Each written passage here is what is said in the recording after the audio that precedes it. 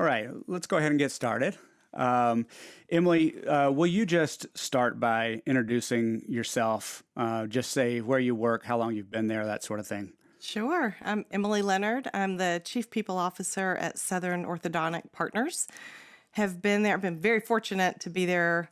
Have been there from the very beginning. So I've been there around 3.5 years. I shouldn't say from the very beginning. Some people get really technical about that in our office. There's a competition about who is employee number one. So I was there close to the beginning. I'd say 2 to 3 months after start.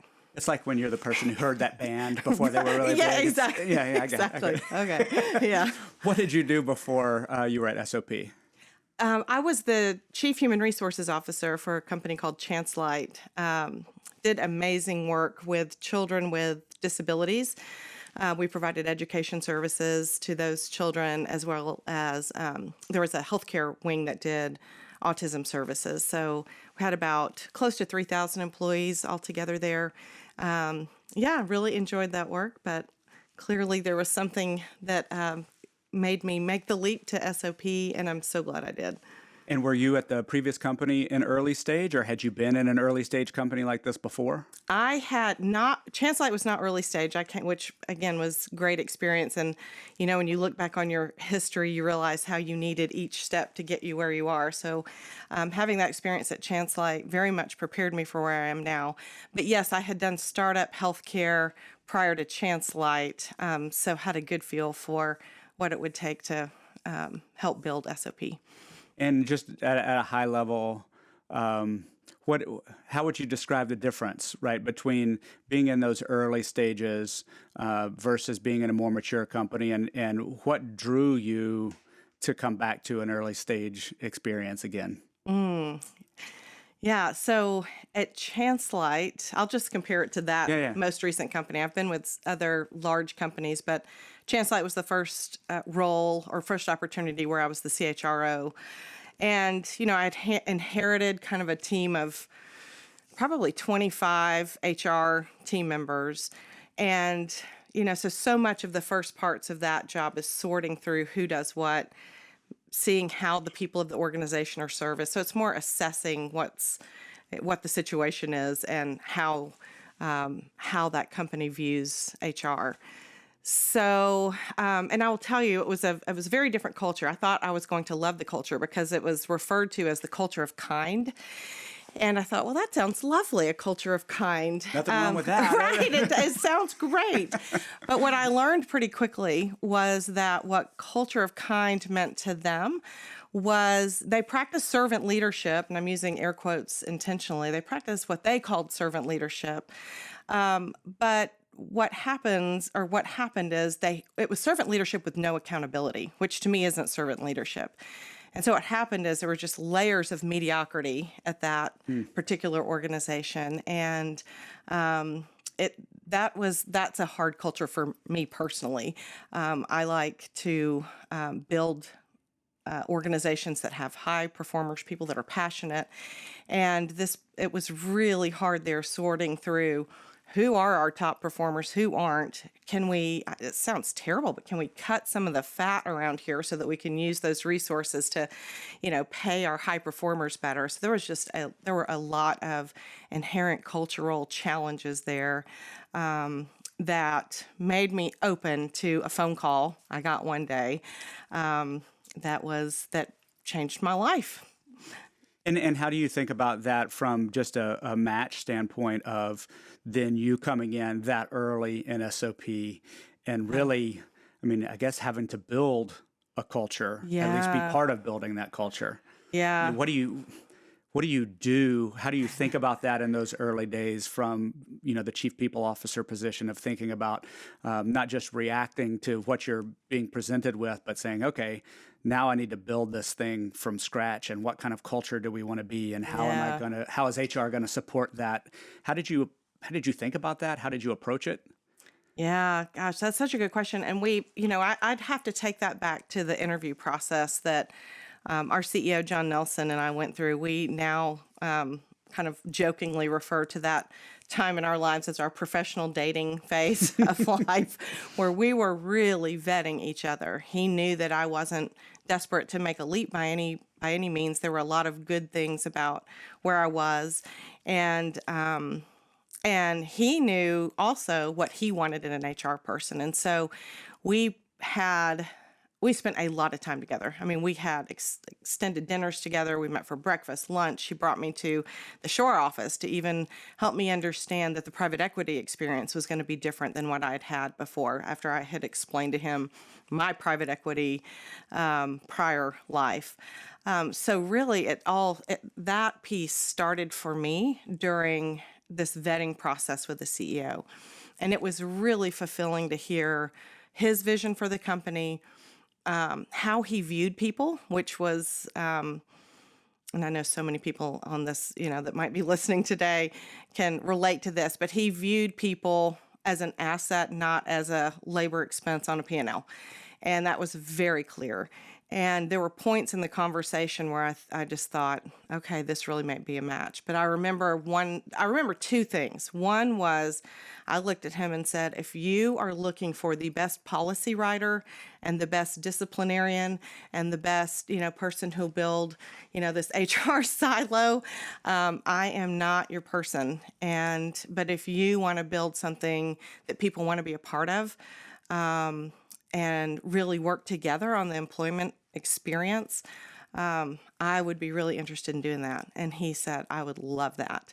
So that was number one. And number two, when we asked each other, what does this relationship look like?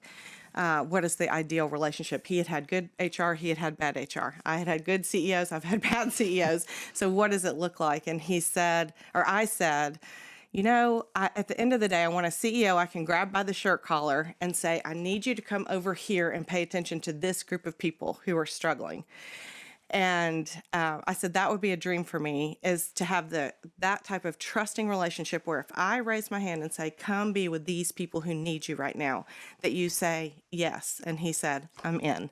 And so that was the beginning of understanding how I might prioritize building the function. Yeah. And when we were talking in preparation for this, you used a term about being a player coach in these kind of early stages and in a startup. Can you just say more? It feels like an extension of some of that conversation and some of those ground rules you were setting with John. Yes. But tell us more about, and people listening in, what you mean by being in a player coach role, and not just by necessity, but by design, and that you were absolutely committed to staying in that role until SOP got to a certain size. Yes. I think in my head, I was thinking, if I take this role, I'm going to be a player coach till first recap. I figured that was going to be the case, having done it before. And, some of this is very selfish. Selfishly, I knew that's what I wanted as well. And I thought John and I were pretty aligned on that. So I've always viewed myself as an HR headcount. Mm-hmm. So yes, I want to sit at the strategic table, just like everyone on this call probably wants to sit at the strategic table. But I also want to do the work. There is a lot of fulfillment. Again, selfishly, there's a lot of fulfillment for me. To go way back, I'm a recovering therapist. I got my master's in counseling and really enjoy that work. Turns out I'm too impatient to be a therapist because it takes a long time for people to change, and I couldn't wait. Perfect for microcap. Right, perfect. Exactly. Impatience. Check. So HR ended up being a great or kind of perfect career, because you still get to roll up the sleeves, do some work with people, rumble with them, press people to help them grow, So those are things I just enjoy doing. So selfishly, I viewed myself as player coach because I wanted to continue doing that work, but I also wanted to make sure that there was a voice at the table that represented people and culture. So and at first, that's easy to do because that's all you have to do is so when I started, there were 38 team members. And so I got to just go spend time with them, learn what each of those roles were, understand what they do, ask questions. And I think we all know most people really enjoy explaining what they do. So they liked that attention. And then, it turned into running payroll, everyone's favorite HR admin function. But I do think as you grow and scale, that balance starts to change, and it can become precarious because you could focus on too much versus the other. And so for me now, I guess if you were to ask me what my challenge is today, it is maintaining that balance. It's being available to my team when they want to talk through a tough employee relations issue, but also making sure I'm in the room when there are important conversations going on about the business. So I still consider myself a player coach, and I will for the next couple of years. Yeah, and you talked about in that process, and probably in seeking some of that balance, about the need to be an advocate for HR as well. And I'm curious, both in the early days, what advocacy means from where you sit, but also how it's the same or different now that you've begun to scale. So can you just say a little bit more about that advocacy role? Because I thought that was a unique insight to, and not something people necessarily typically think about as being kind of especially when you're at the top, being an advocate for your very role, your very position in what you're doing. So any other thoughts on like what that means and how it changes over time? Yeah. I wish I could see some of the faces today, because I bet what I'm about to share, I'm sure many people on the call or listening in have been through. But as the head of HR, oftentimes you're the only woman sitting at a table of executives, and so for many reasons, many of us have had to force our way into that room. And again, I'm so very fortunate that John Nelson is such an advocate of my function and what I do. So in most cases, he's pulling me into the room. But every now and then, for example, if a conversation gets really financially focused, sometimes there's not a thought to bring a people person in the room.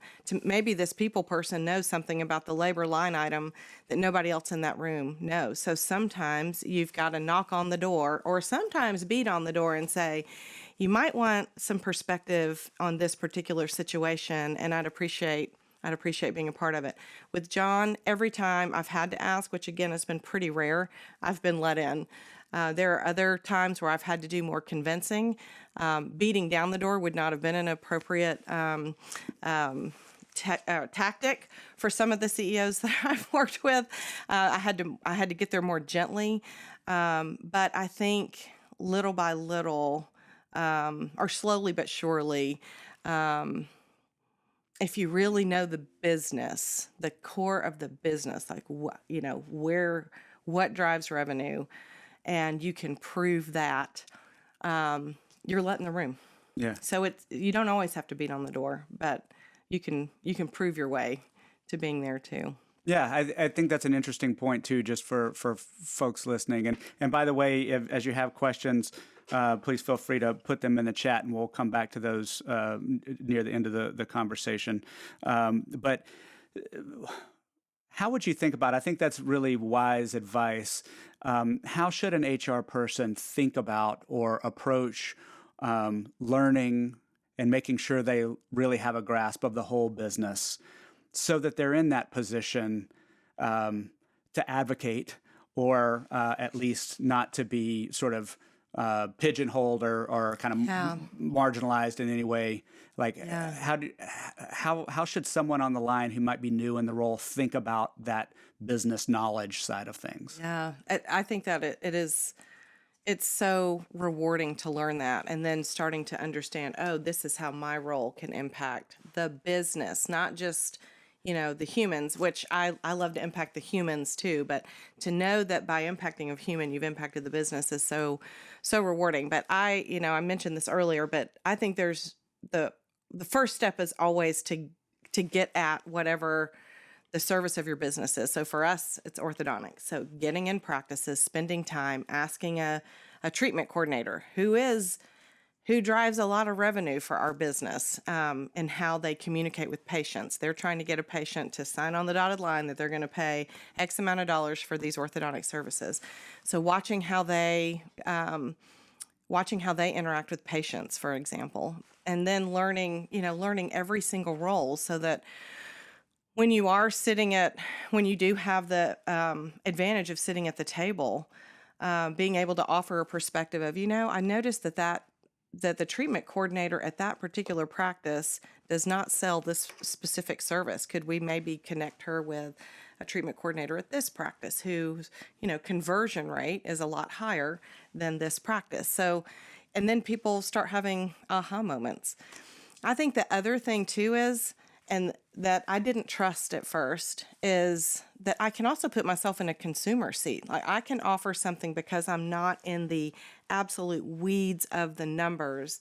I can offer a consumer perspective. So sometimes I'll say, well, as a mom of children that had braces, let me tell you how I thought about this. And that is proven more valuable than I thought it would. So I think also just offering, thinking about it not just from an HR lens, but as a consumer, helps the dynamic of the room change a little bit. They're like, oh yeah, okay, that is an interesting perspective. Yeah, and it's interesting as you describe that. I mean, you're describing a really critical role in cultivating the business.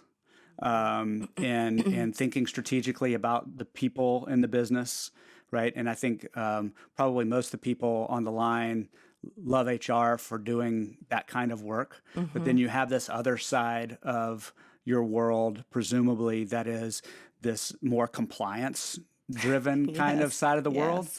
How do you balance those, particularly early?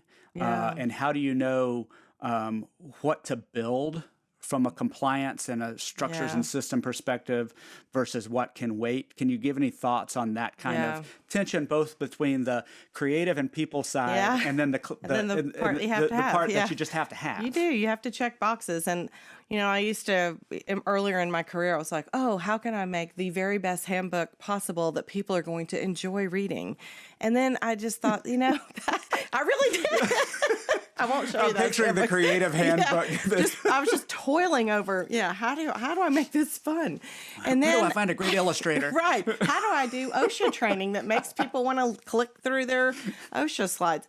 And then I realized you can let go of that. People understand that there are regulations and that we have to have these things as a backstop.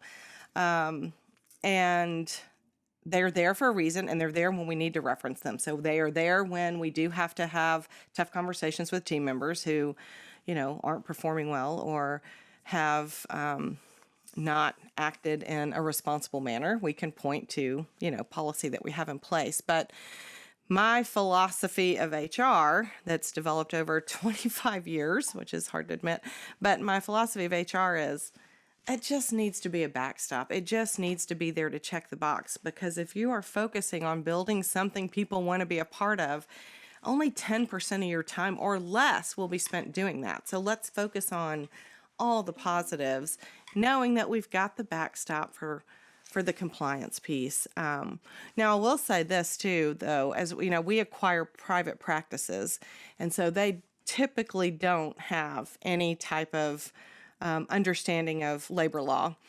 And so John and I decided early on that one of the first things that we needed to do as we started realizing we were having success, we were growing the business, is that we did need to do an HR boot camp. And so I built that and have evolved that over time so that our doctors and practice managers at least have awareness that once you're part of something bigger, there are additional regulations you have to follow. Like, your clinical assistants can no longer be salaried. We're going to have to move them to hourly. And then explaining, the why of that. So we actually bring them to Nashville. We make it we combine it with, we do combine that with fun. I don't make that. I feel like you would need to. Right. I don't make that camp, but you get a nice steak dinner, right? Right.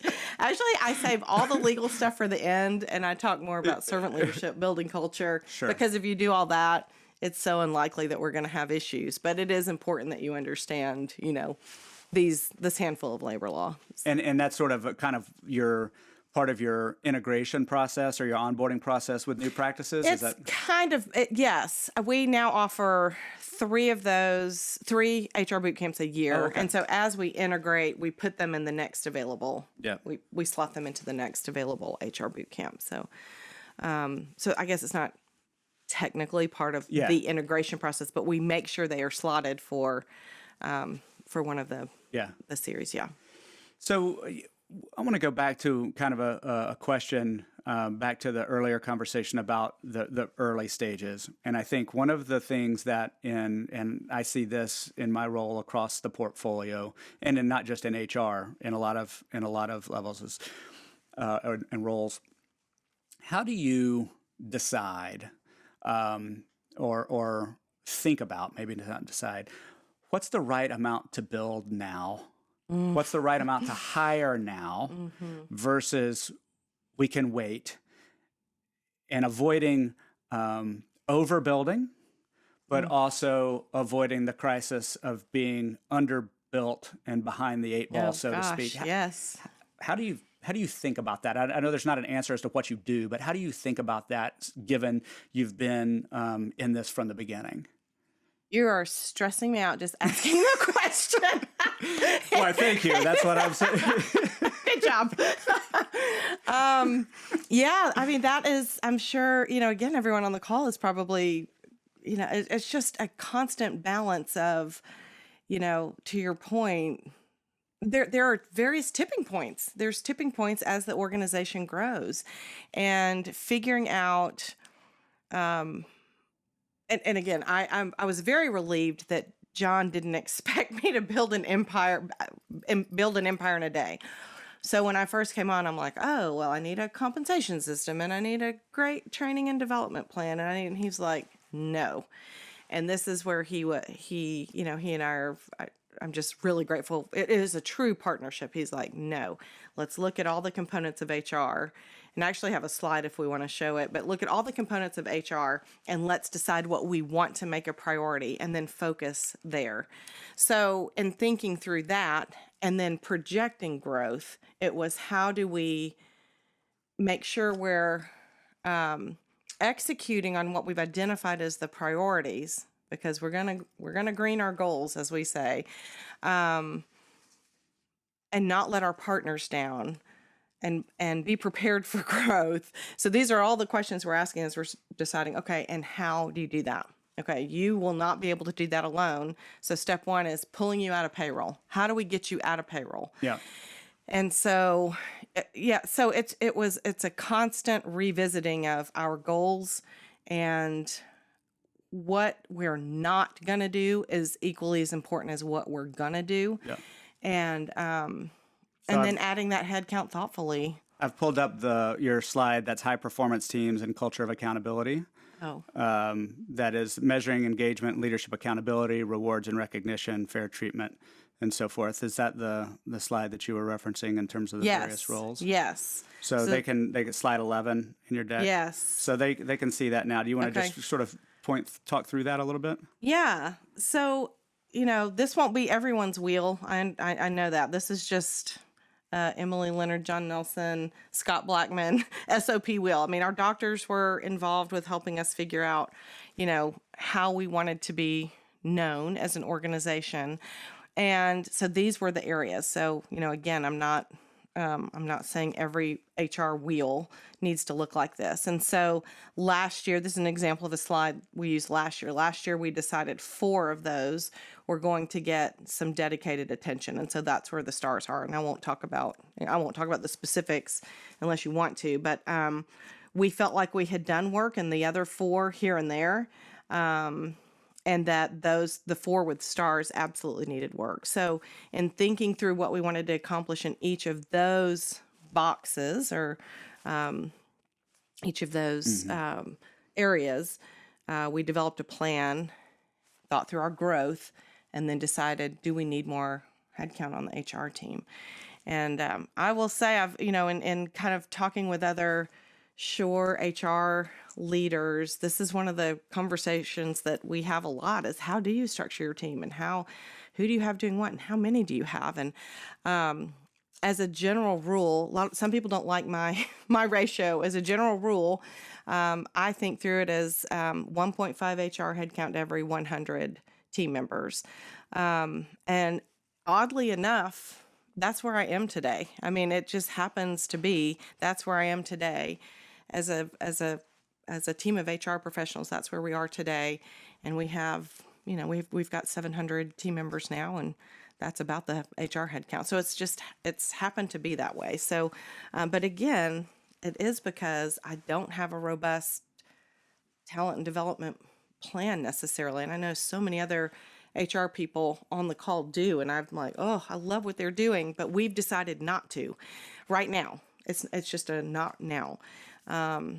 So it's been, I would say it's been, I feel like I've talked forever on this question, but I feel like it's been just as important to identify what we're not going to do and thinking through how to add headcount. And the same with technology. I was really hoping that, we had found a one-stop shop for HR technology. We use the Paylocity platform.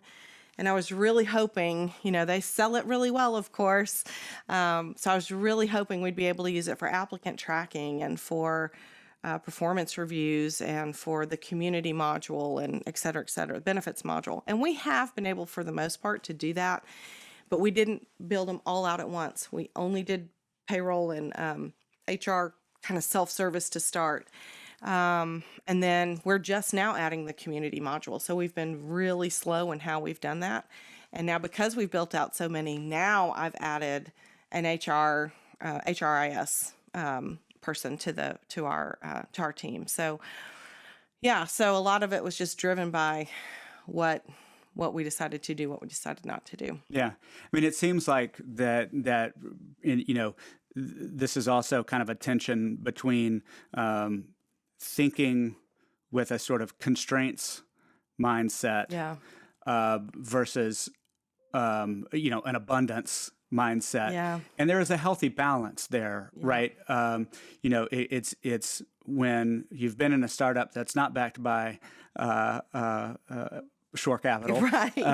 It's all constraints. Yes. And that's not great. But then you can also look and say, well, we have capital. Our expectation is to grow 10x in this amount of time. So we got to start hiring now. We got to start building these systems now and so forth.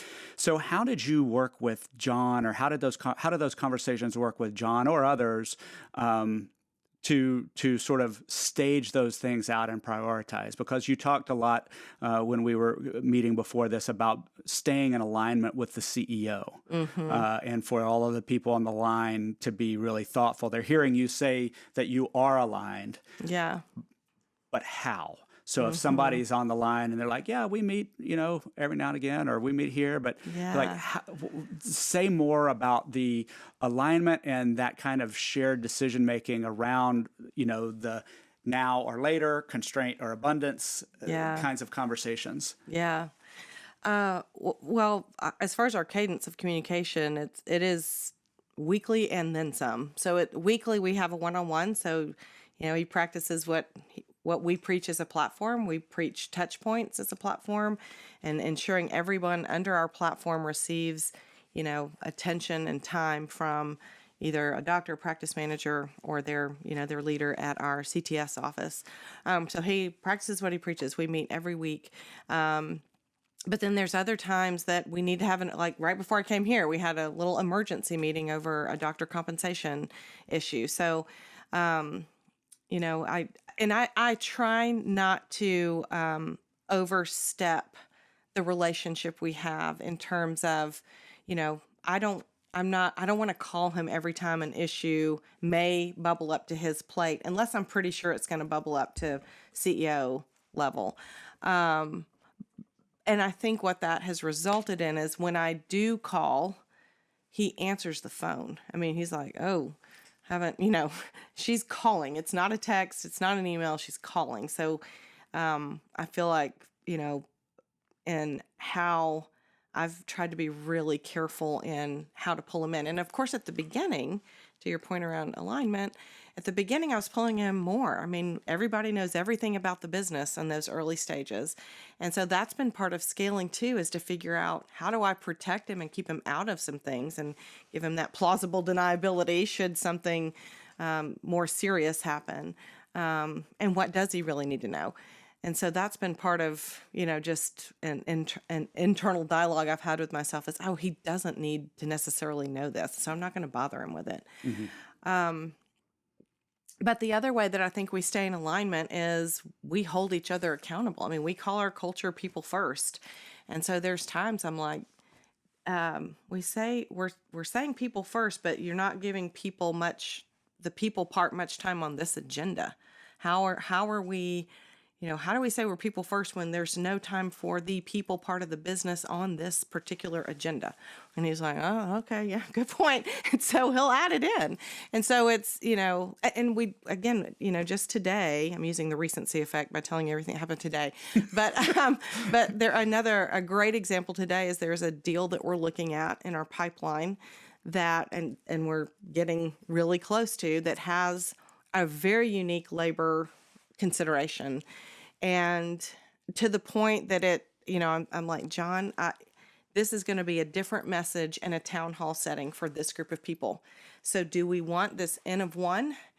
This N of one means these people, when we talk about how, all these great things that we offer teams and people, this group, there are considerations outside of numbers when we think about this decision. This is a cultural decision we're making. And, he heard it because it is very important to both of us that we stay aligned with who we said we were going to be from the very beginning. Have things changed? Absolutely, things have changed, particularly operationally. We've realized there were some, I won't say promises because that's too strong of a word, but there were some commitments that we made to doctors that, we realized later, gosh, we are going to have to change a few things as we scale the business. But the core of who we are does not change. And so we have to revisit that from time to time. And I'm, again, very fortunate that he's willing to have those conversations. And talk a little bit about that role of HR. I mean, what you just described was part advocacy, right? It was part partnership with your CEO, and it was part understanding the business. It summarizes, in effect, everything you've already said in kind of a microcosm. But to pull out specifically, you're playing a role in really strategic communication to your people. Yes. And is there anything about that that you see as you were thinking about the folks listening, if they're in HR positions, about what you just shared was a perspective of your people and what they need to hear and when they need to hear it and how they need to hear it and so forth. And so is that something that's an ongoing part of how you see your role? Is that just the nature of yours and John's relationship and connection and alignment? Or is that something that people on the call ought to properly be thinking about in terms of that kind of strategic internal communication when there's an acquisition, when, something great happens, when something not so great happens? Yeah. I feel like I continue to mention how fortunate I am, but I'm going to say it again. Is it, the lovely part about our executive team is I'm not the only one preaching we're people first culture, and we need to think about people when we make this decision. How is it going to impact people, and are we ready to do that? And knowing that it's going to upset some people, how do we, move forward with the decision, but mitigate some of the maybe unhappiness that we anticipate? Why don't we just acknowledge it? So I've got a great team around me who are all very supportive and thinking about the impact of business decisions on people. We've also intentionally, as we've grown, we have, and I think, to some regard, and sometimes when I go and visit teams, they acknowledge this. Sometimes we over communicate, but I would much rather over communicate than the opposite. And so, every Thursday, and this is John's idea, every Thursday we get a communication out to the entire platform.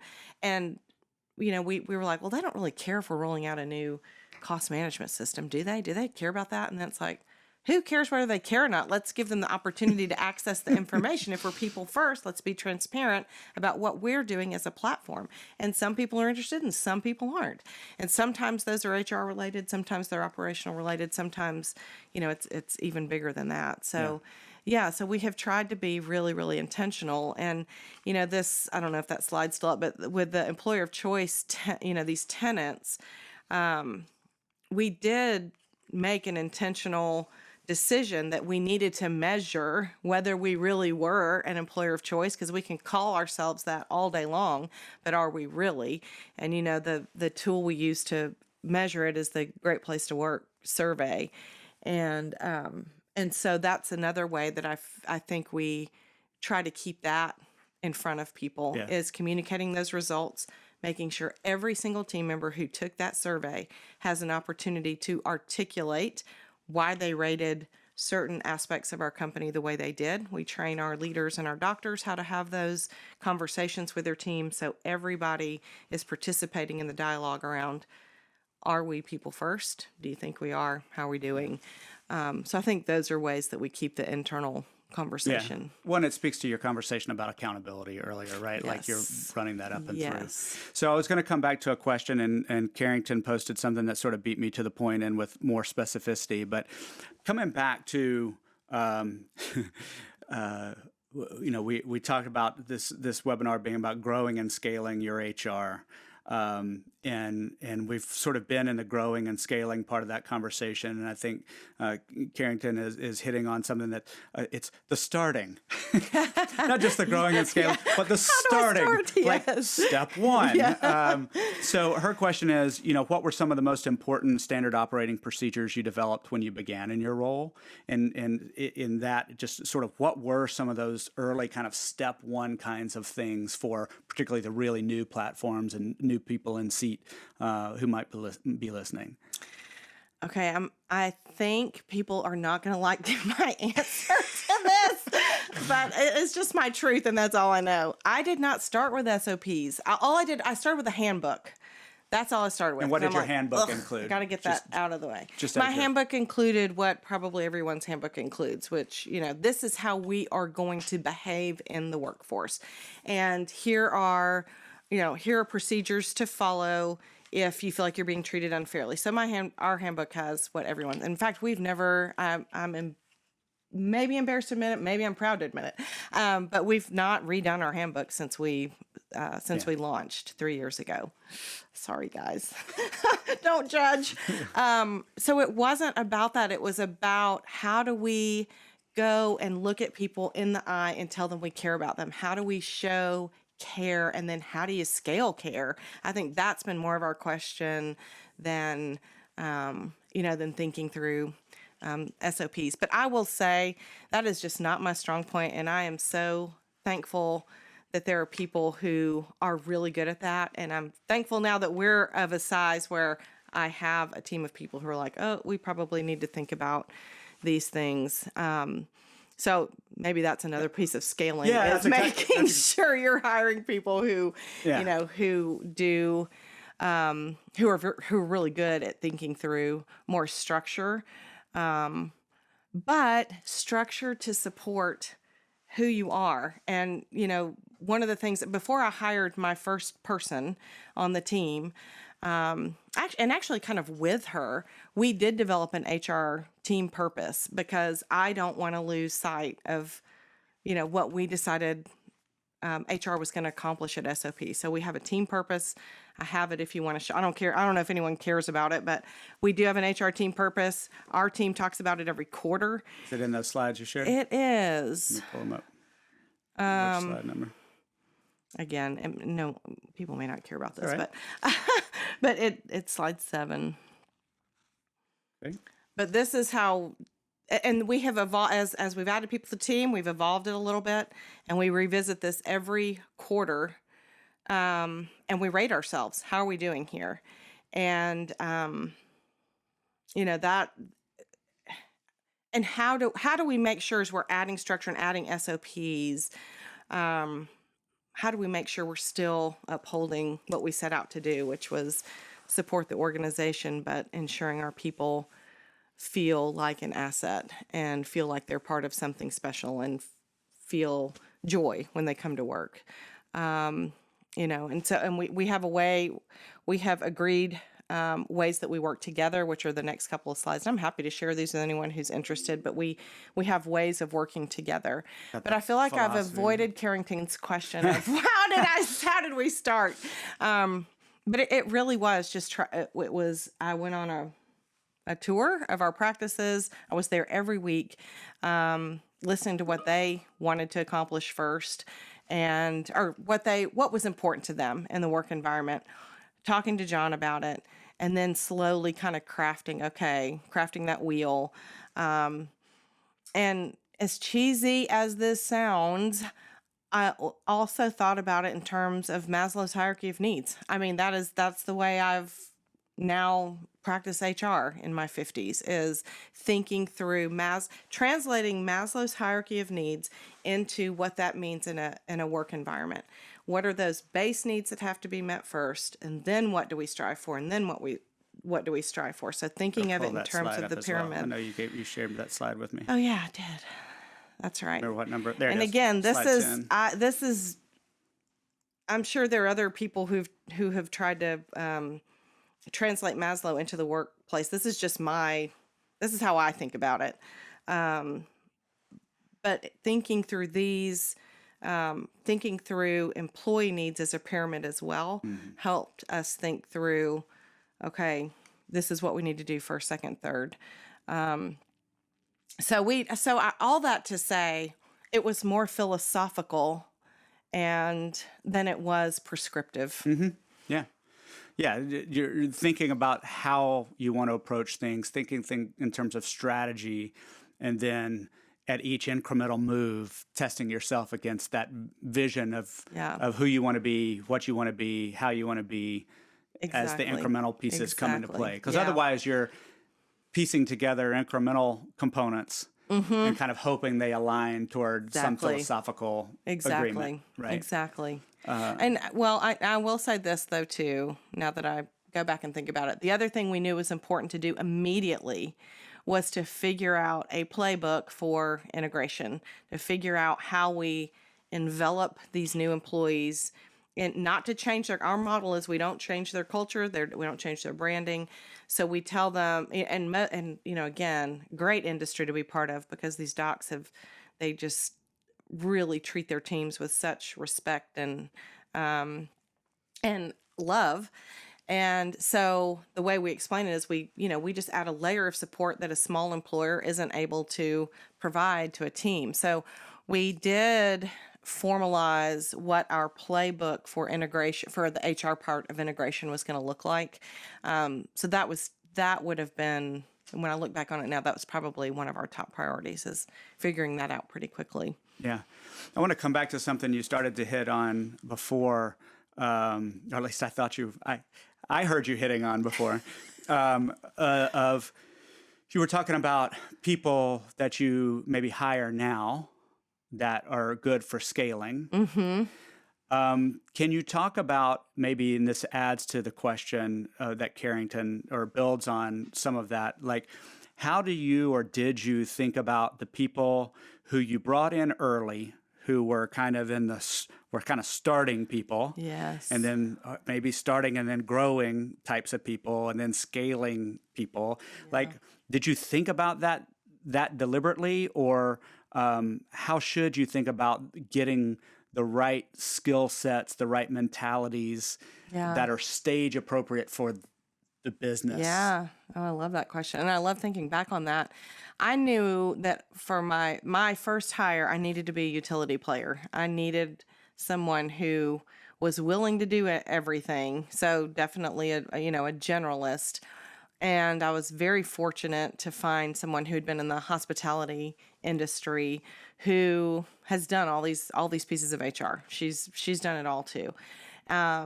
She was an HR manager for Marriott, and then during COVID, of course, Marriott did away with a lot of positions, and she was impacted by that. So their loss was my gain for sure, and she's still with the organization today. But what has had to happen and what she and I have had to wrestle through. First of all, she's a very good fit for me because she is like, why we are showing so much grace to this team member right now. We cannot show any more grace to this team member. And I'm like, why can't we show more grace to the team member? Well, because we have 3 other times. I'm like, okay. So, I mean, she and I Be are your bad cop, yes, good cop, bad cop. Yeah. So we are a really good fit from that perspective. And sometimes it's the other way. I'm like, hey, this person was, was late, just a couple of times, and this was going on in their life, which I happen, so we just have a wonderful yin and yang relationship. But what has had to happen as we have grown and scaled is we have had to figure out where to put her now. What does she enjoy doing? And so the time came that I had to have that conversation with her because she was recruiting, she was running payroll, she was, handling team member questions through email around benefits. I mean, she was doing so much that we had to figure out where the best spot was for her now. And so we make sure and have those conversations, and I'm sure so does everyone else on the call. But annually, I'm talking with each of them around. Okay, now we're to this size. So what do you want to do now? So she chose to stay in payroll because we call her position now HR services because she loves to just answer those frontline questions and help. She's just passionate about helping the team, helping teams understand how to access what we offer them. And so we've, through scale realized, oh, well, that is kind of HR services. And she continues to run payroll. And now she has someone under her, Temperance Jones, who runs, who helps her. But I needed a masterful recruiter, and then I needed a masterful HR director who started to need to specialize, right? Yes, exactly. It turned into more specialization and really making sure we were leveraging people to use their gifts for the organization. So started with a utility player, and then realized, once it gets to be too much, and like I said, like we talked about very early on, planning for that growth. We started adding more. More specialists. And I think I don't want to gloss over something that's important there that we talk a lot about in the leadership academies around building your team and knowing your people and the importance of that, because it would have been really easy for you to assume that person wanted the next available promotion, or that this was the next obvious step for them in terms of as the company grew. Mm-hmm. But pausing and asking and saying, okay, here's where we've been. Mm-hmm. What part of this do you want to keep growing, and what part are you willing to let go? You're an invaluable, piece of this team. Yes. But the team and the business are changing. So yes, I think exactly. I want to highlight that you had that conversation. Yes. Because that's that old Peter principle concept of you're promoted to your level of incompetence. Absolutely. And we see companies do this all the time. They take somebody like that and just assume they're going to kind of move up the line in a certain way. And they find themselves in a place where they're not as good, they're not as fulfilled, right. They're not doing the part of their job they once loved. And so I just wanted to sort of highlight that conversation because I think that's really important. Mm-hmm. Yeah, the old school way of thinking about development is very linear. And now it's, now there's a lot of flat time, and then maybe you go down and maybe you go over. And I love that because it is, there's freedom in that. There's freedom for people not to feel like they have to continue to achieve. And there's freedom in leaders to say, you know what, we're going to take really good care of you no matter what you choose.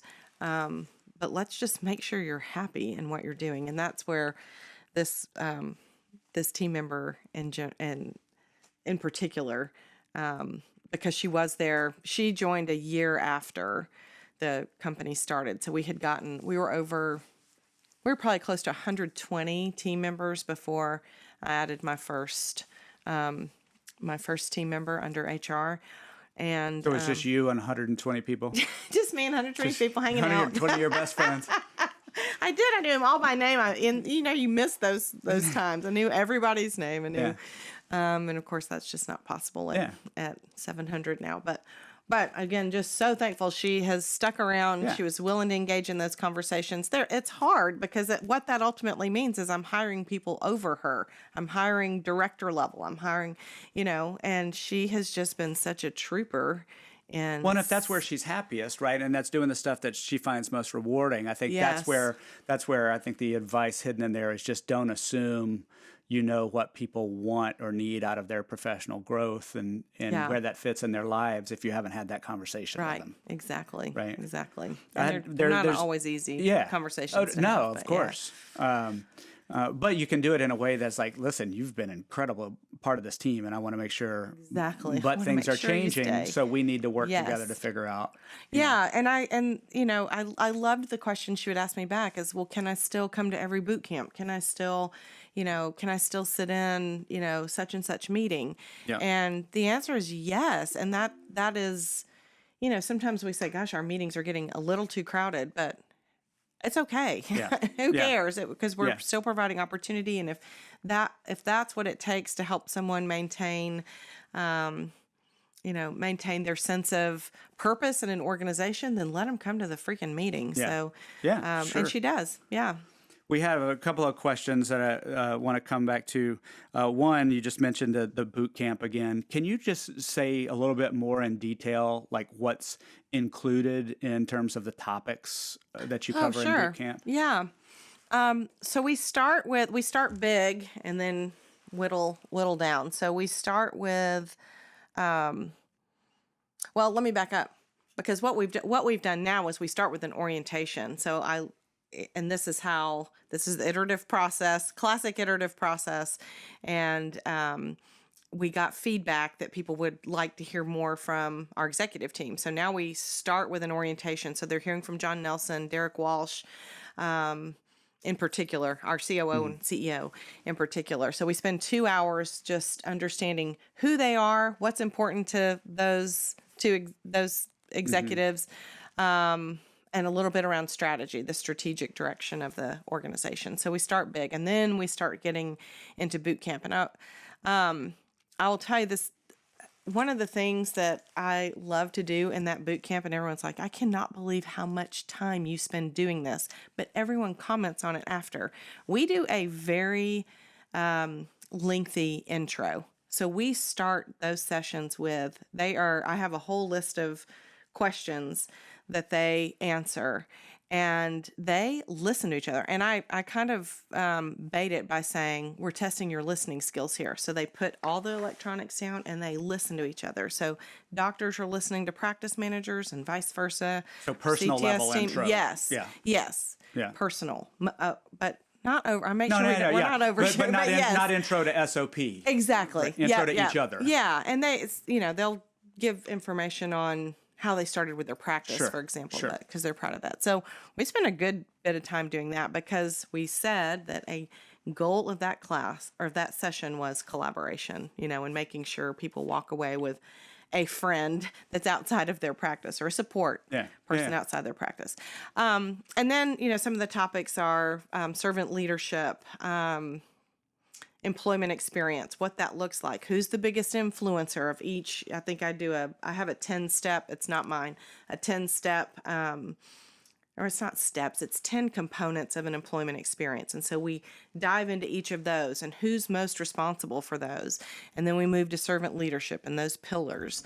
And then we move into, where do we go from there? We talk about coaching and feedback a good bit. We talk about, our expectations under our SOP umbrella around how we kind of best practices of how we like to see it done. A lot of time spent there. People love to hear best practices around feedback. It's just feedback and coaching. Yeah. And then because I'm not a fan of role play, I am very sensitive to traditional role play, but I sneak some role play in. So it doesn't really feel like we're technically now the cat's out of the bag. Right, exactly. So that's always fun, and we laugh. We laugh with the role play on coaching and feedback. We move into, and then we start getting more technical. We move into corrective action. How do you do that in a respectful way. How do you do that and still help people feel like they're adults? And then we move into interviewing, the do's and don'ts of interviewing. We talk about behavioral-based interviewing. And then we end with some of the legal things. We also talk about just the role of HRs. Our teams have never had HR available to them. They don't know how to use us. And so we're very clear and explicit around how to use our team. Yeah. Yeah. No, that's great. So one more question here. We're mindful of time. We've got about 5 minutes. How do you work with your business leaders to plan for growth? So from your position as the Chief People Officer, how do you work with your business leaders in that growth discussion? So just by sitting at the executive table, this naturally comes up. So it's not even, I mean, I guess to some extent I might say it's intentional, but it naturally arises during our executive meetings, particularly when we're talking about business development. So, and through talking about that growth through acquisition, because that is how we grow, is through acquisition, it's just a natural conversation that unfolds for each functional area of the business. For marketing, what are you going to do? For how are we going to support this moving forward? I would say Dr. Michael Burcham set us off on a really great path early on in the platform. I think we went through his process 3 times, and now it's just so ingrained in us. We know the conversations to have as we start to project what our growth is going to look like and how we hold each other accountable to making sure we're ready for it. I don't know if that answers the question. So really being aligned from the beginning, right, and having those touch points and making sure you're in the room, making sure you're part of that contribution, you're part of strategic planning, all of those things, so that you are that people voice in the growth conversation, rather than maybe needing to have the growth conversation around people, right? Like which one, you start with the growth conversation that you're all aligning about from a strategy perspective. Somebody brings in the finance piece, somebody brings in the real estate piece, somebody brings in the, whatever, and you bring in the people perspective. Right, exactly. And if that kind of alignment is happening generally on the business, going back to your perspective of needing to know the business, need to know how you communicate your contribution to the business, needing to know how to communicate why you need to invest in this personnel at this point in the business, what it's going to open up over the next 18 months if you hire now versus wait later. All of that communication from you, you already need to be in the room. It doesn't need to be its own conversation. That's absolutely true.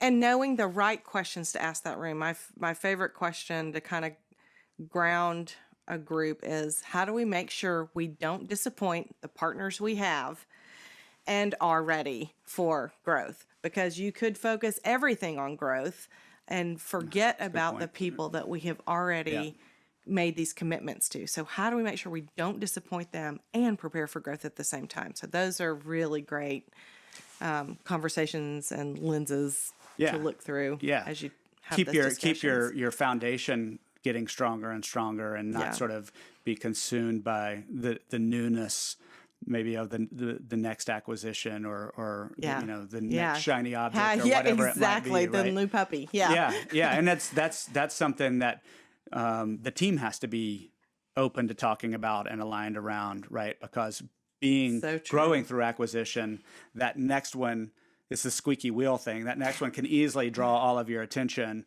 whereas that foundational practice that's doing great can start to feel like it's disappearing. Exactly. If you're not just really getting intentional. no attention. That's right. We did have one question that will be short enough to answer in 1 minute.